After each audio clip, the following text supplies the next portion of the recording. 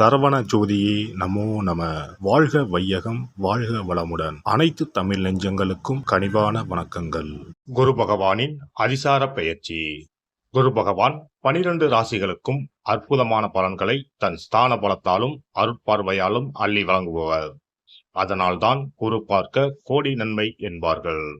குருவின் திருவருள் சகல மங்களங்களையும் சுபிட்சத்தையும் அளிக்கும்.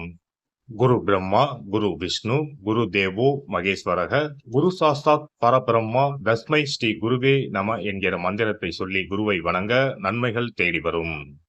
ஒரு ஜாதகத்தில் ஏராளமான தோஷங்கள் கெடுக்கும் நிலையில் இருந்தாலும் கூட அப்படி தோஷம் ஏற்படுத்தக்கூடிய கிரகத்துக்கு குருவின் பார்வையோ தொடர்போ இருந்தால் அது கெடுதல்களை செய்யாது என்பது சிறப்பு. அப்படிப்பட்ட குரு பகவான் ஆண்டுக்கு ஒரு முறை ஒரு ராசியில் இருந்து அடுத்த ராசிக்கு பெயர்வார். சில நேரங்களில் அதிசாரமாகவும் வக்கரமாகவும் முன்னும் பின்னும் உள்ள ராசிகளுக்கு குரு பகவான் சஞ்சாரம் செய்வதும் உண்டு. அந்த வகையில் தற்போது தன் பகை வீடான மிதுன ராசியில் சஞ்சாரம் செய்யும் குரு பகவான் அதிசாரமாக கடக ராசியில் பிரவேசித்து உச்சமடைய போகிறார். வரும் அக்டோபர் மாதம் 18ஆம் தேதி கடகத்தில் பிரவேசிக்கும் குரு பகவான் டிசம்பர் 5ஆம் தேதி வரை அங்கேயே தங்கியிருந்து பலன் தரப்போகிறார். அதன் பின் வக்கரமடைந்து மிதுன ராசிக்கு திரும்புவார். இதில் குரு பகவானின் அதிசார காலம் மட்டும் என எடுத்துக்கொண்டால் 48 நாட்களுக்கு குரு கடகத்தில் பூர்ணமாக சஞ்சரித்து அற்புதமான பலன்களை தரப்போகிறார்.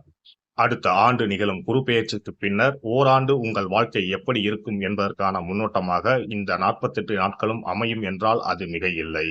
அந்த வகையில் இதில் அற்புதமான பலனை பெறப்போகும் ராசிக்காரர்கள் என்றால் முதலில் மிதுன ராசியை சொல்லலாம். ஜென்ம குருவாக இருந்தவர் தனஸ்தானத்துக்கு நகர்வது நல்ல மாற்றமாகும். கன்னி ராசிக்கு லாபஸ்தானத்தில் அமர்ந்து உற்சாகத்தை கொடுக்க போகிறார்.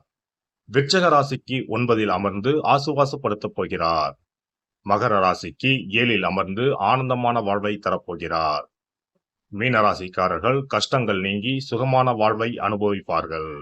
மற்றபடி தனகாரகரான குரு பகவான் உச்சம் அடைவதால் உலகெங்கும் பணத்தட்டுப்பாடு ஓரளவு நீங்கும்.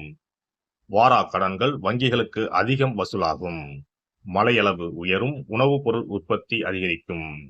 விருச்சிக ராசியை குரு பகவான் பார்ப்பதால் பூமி விலை உயரும். ரியல் எஸ்டேட் சூடுபிடிக்கும். மருந்து பொருட்களின் விலைகள் குறையும். குரு பகவான் மகர ராசியை பார்ப்பதால் அந்நிய முதலீடுகள் அதிகரிக்கும். குரு பகவான் மீனராசியை பார்ப்பதால் கல்வித்துறை நவீனமாகும். பதிப்பகத்துறை, கேட்டரிங், சட்டம், சிஏ, சிவில், ஆர்கிடெக்ட் துறைகள் வளர்ச்சியடையும்.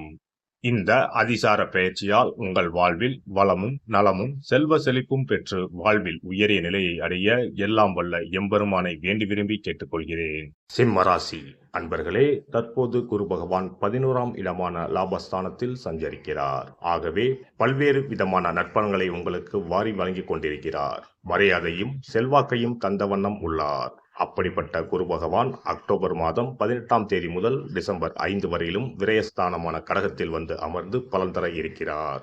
இந்த காலகட்டத்தில் செலவுகள் அதிகரிக்கும். எனவே செலவுகளை சுப செலவுகளாக்கிக் கொள்ளுங்கள். ராசியிலேயே கேது பகவான் இருப்பதால் ஆன்மீக சிந்தனை தலை தூக்கும். எனவே விரும்பிய புனித ஸ்தலங்களுக்கு சென்று தரிசனம் செய்து வாருங்கள். சுற்றி இருப்பவர்களிடம் கவனம் தேவை. கூட பழகுகிறவர்களில் யார் நல்லவர் யார் கெட்டவர் என்பதை அறிந்து கொள்ள சிரமப்படுவீர்கள். இனிமையாக பேசி உங்களிடமிருந்து பணத்தை கறக்க பார்ப்பார்கள். ஜாக்கிரதை. யாரிடமும் பணம் கொடுத்து ஏமாற்றம் அடைய வேண்டாம். எவருக்காகவும் எதன் பொருட்டும் வாக்குறுதி கொடுப்பதோ ஜாமீன் கையெழுத்து போடுவதோ கூடாது. சிலருக்கு பண பிரச்சனைகளால் தூக்கம் கெடும். குரு பகவான் 4ஆம் வீட்டை பார்ப்பதால் வியாபாரம் ஓரளவு நன்றாக நடக்கும். மனதிற்கு திருப்தி தரும்படியான போக்கு காணப்படும். எனினும் தக்க திட்டமிடல் இல்லாமல் அகலக்கால் வைக்க வேண்டாம். தாய்வழி உறவினர்களால் அனுகூலம் உண்டாகும். தாயாரின் உடல்நிலையில் ஏதேனும் பிரச்சனைகள் இருந்தால் அவை தீரக்கூடிய காலம் இதுவாகும். அவரின் தேக ஆரோக்கியம் சீராகும். சிலருக்கு புது வாகன யோகம் உண்டு. தொல்லை கொடுத்த பழைய வாகனங்களை மாற்றிவிட்டு புதிய வாகனம் வாங்குவீர்கள். குரு பகவான் 6ஆம் வீட்டை பார்ப்பதால் பழைய கடன்களை அடைக்கும் அளவுக்கு பணவரவு உண்டு. ஒரு சிலர் கடனில் ஒரு பாதியை பைசல் செய்வீர்கள். அதே வேளையில் மிகவும் நெருக்கமாக பழகியவர்கள் விலகி போகவும் வாய்ப்பு உண்டு. ஆகவே சொல்லிலும் செயலிலும் கவனம் தேவை. உங்களின் ஆரோக்கியம் தொடர்பான கவலைகள் விலகும். குரு பகவான் 8ஆம் வீட்டை பார்ப்பதால் திடீர் பயணங்களும் அதனால் ஆதாயமும் உண்டு.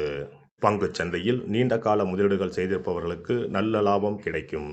வெளிநாடு செல்ல விசா எதிர்பார்த்து காத்திருந்த அன்பர்களுக்கு நல்ல செய்திகள் வந்து சேரும். இந்த அதிசார குரு பெயர்ச்சியால் சிம்ம ராசியை சேர்ந்த பூர நட்சத்திரக்காரர்கள் மிகுந்த நற்பலன்களை பெறுவார்கள். மகம் மற்றும் உத்திர நட்சத்திரக்காரர்கள் மிதமான பலன்களையே அடைவார்கள். சித்தர்களின் ஜீவ சமாதிகளுக்கு சென்று வழிபடுங்கள். வியாழக்கிழமைகளில் காலை வேளையில் சிவாலயம் சென்று வழிபடுங்கள். ராசியில் கேது பகவான் இருப்பதால் சதுர்த்தியில் விநாயகர் பெருமானுக்கு தேங்காய் மாலை கட்டி சமர்ப்பணம் செய்தால் காரிய தடைகள் விலகும். சிறப்பு தொகுப்பு: தோஷங்களை நீக்கும் கற்பூர பரிகாரம். வாஸ்து சாஸ்திரங்களின்படி வாழ்க்கையில் மகிழ்ச்சியையும் செழிப்பையும் கொண்டு வர பல வழிகள் உள்ளன. வருமானம் பெருக, வீட்டில் உள்ள கண் திருஷ்டி நீங்க, வேலை கிடைக்க, பல சுப பலன்கள் கிடைக்க சிறு விஷயம் செய்தால் எல்லாம் நல்லபடியாக நடக்கும். வாஸ்துப்படி கற்பூரம் மற்றும் கிராம்பு எரிப்பது பல பிரச்சனைகளை சமாளிக்கும். இரவில் கிராம்பு வைத்து கற்பூரம் கொளுத்துங்கள். ஆசைகளை நிறைவேற்றும் சக்தி கற்பூரத்திற்கு உண்டு. உங்கள் விருப்பம் நன்றாக இருந்தால் அது நிச்சயம் நிறைவேறும். பண பிரச்சனைகளில் இருந்து விடுபட சனிக்கிழமை இரவு படுக்கைக்கு செல்வதற்கு முன் கிராம்பு மற்றும் கற்பூரத்தை வெள்ளி கிண்ணத்தில் எரிக்கவும். இப்படி செய்தால் பண பற்றாக்குறையை போக்கலாம். வீட்டில் உள்ள எதிர்மறை சக்தியை விரட்ட கற்பூரம், கிராம்பு மற்றும் ஏலக்காய் நன்றாக வேலை செய்யும். இவை தீய சக்திகளை வீட்டில் இருந்து விலக்கி வைக்கும். கற்பூரம், 5 ஏலக்காய், 5 கிராம்பு ஆகியவற்றை ஒரு பாத்திரத்தில் எடுத்து எரிக்கவும். முதலில் பூஜை அறையில் வைத்து எரித்துவிட்டு அந்த புகையை வீட்டின் மூலை முடுக்கெல்லாம் பரவவிட வேண்டும். இவ்வாறு செய்வதன் மூலம் வீட்டில் அமைதி உண்டாகும். கண் திருஷ்டி நீங்கும். எதிர்மறை ஆற்றல்கள் அகற்றப்படும். வீட்டில் இருப்பவர் மீது தீய பார்வை இருந்தால் அது நீங்கும். இவற்றை எரிப்பதன் மூலம் வீட்டில் உள்ள எந்த நோய்வாய்ப்பட்ட நபரின் உடலில் இருந்தும் அந்த பிரச்சனைகள் நீங்கும். ஆரோக்கியம் மேம்படும். சனிக்கிழமை அன்று மாலை வீட்டில் கிராம்பு மற்றும் கற்பூரத்தை எரிப்பது குடும்ப உறுப்பினர்களுக்கு மகிழ்ச்சியையும் அன்பையும் தரும். எல்லோரும் மகிழ்ச்சியாக இருப்பார்கள். எதிரிகளிடமிருந்து விடுபடுவார்கள். மேலும் கிராம்பு மற்றும் கற்பூரத்தை எரித்து வர வீட்டில் உள்ள பிணக்குகள் நீங்கும். சில சமயங்களில் நீங்கள் எவ்வளவு முயற்சி செய்தாலும் உங்கள் தொழிலில் வெற்றி பெற முடியாது. இது போன்ற சமயங்களில் கற்பூரத்துடன் இந்த தீர்வை முயற்சிக்கவும். இந்த அணுகுமுறை நீங்கள் விரும்பிய வெற்றியை தரும். வேலை நேர்காணலுக்கு செல்லும் போது கற்பூரம் மற்றும் கிராம்பு எரிப்பது நல்லது. மேலும் 2 கிராம்புகளை வாயில் போட்டுவிட்டு வெளியே செல்லவும். நேர்காணலுக்கு செல்வதற்கு முன் அவற்றை அசைக்கவும். இப்படி செய்தால் வேலை கிடைக்கும். தொழிலில் முன்னேற்றம் ஏற்படும். கடுகு எண்ணெயில் 2 கிராம்புகளை போட்டு காலையில் கடவுளுக்கு அருகில் தீபம் ஏற்றவும்.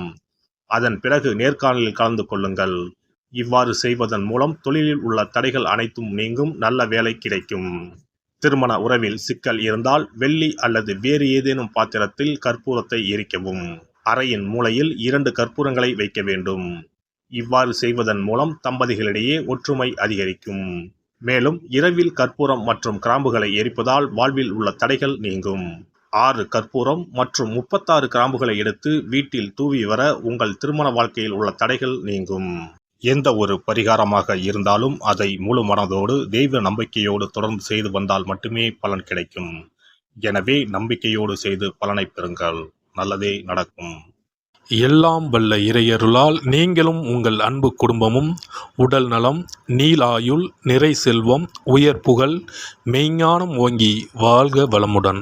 இந்த வீடியோ பதிவு உங்களுக்கு பிடித்திருந்தால் லைக் பண்ணுங்க, கமெண்ட் பண்ணுங்க, ஷேர் பண்ணுங்க, மறக்காம சப்ஸ்கிரைப் பண்ணுங்க, பக்கத்துல இருக்கிற பெல் பட்டனை கிளிக் பண்ணுங்க. நன்றி, வணக்கம். ஓம் நமச்சிவாய. சிவாய நம.